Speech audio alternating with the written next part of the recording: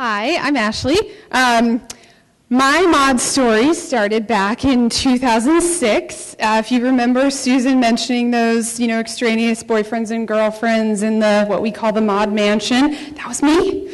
I was one of the girlfriends. My then boyfriend, now husband, was the tech team on the first floor. And then I've been with ModCloth for about a year and a half now. So my mod story starts a long time ago. I'm a senior project manager with ModCloth, so I work with our software development teams.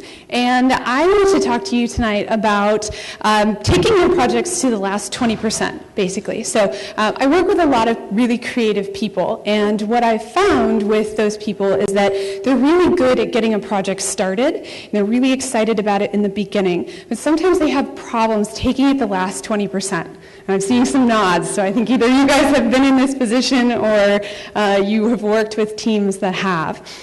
So I have a couple of tips for you about how you can take your projects the last 20%. I like to call this personal Kanban.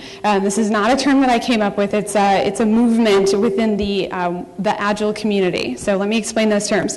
If you're not familiar with Agile, it is I like to think of it as a framework for getting things done. So it's a methodology, basically, for working. It's typically used in software development teams, but it has also started to kind of branch out into other disciplines as well. So I like to think of Agile as kind of my ice cream shop with different flavors in it. And one of those flavors is called Kanban. So Kanban is a Japanese term that comes from Toyota lean manufacturing principles.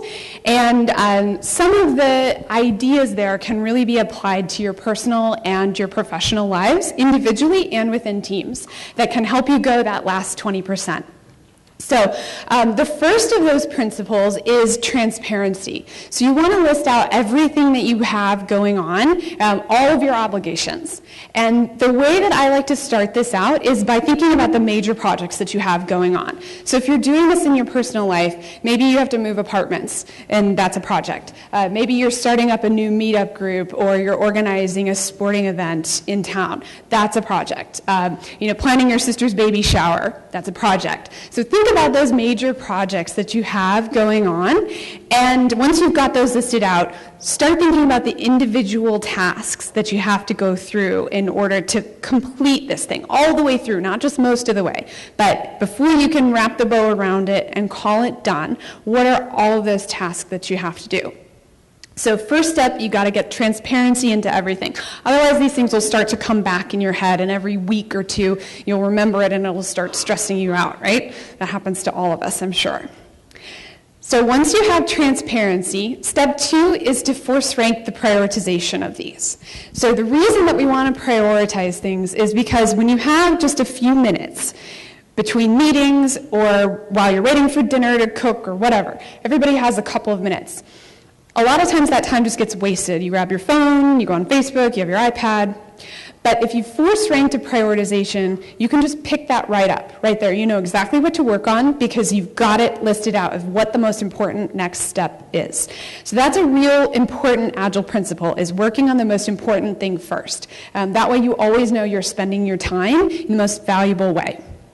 So you want to force rank the prioritization of your projects first, and then within the projects, what are the priorities of those tasks? So you can do this based on the value that it adds to you. You could do it based on deadline of when something has to be done. It's kind of up to you how it works, but if you do that, you always know what the next thing is to work on, so you can grab it and really make use of your time.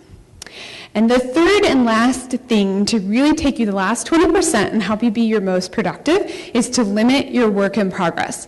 This is the single most important thing I think you can do to increase your personal productivity, is limit what you're working on. So we all know, and we come from a time of multitasking, but we know that it decreases our productivity and our ability to focus on something.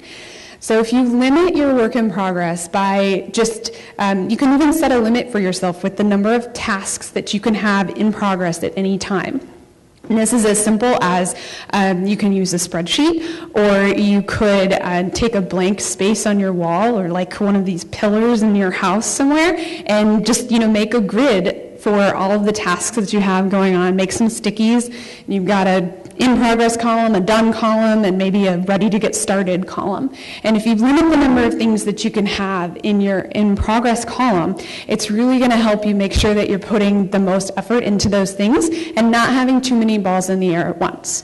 So limit that, stick to that limit, and move things through before you start something new. It takes a lot of discipline to do this, actually, but if you can come up with a number that works for you, with the number of things you can have going on at once, you'll find that things move through a lot faster. So there you have it. Those are my 3 tips for taking your projects all the way to completion. So we have transparency, make sure you write it all down. We have prioritization so that you can make use of all of your time and you make sure that you're always working on the most important thing. And then lastly, limiting how much you have going on at any time. I'm happy to talk with anybody about Agile or project management. I think my table is back over there, so back where the food used to be. And hope you guys are having a great night. Thank you.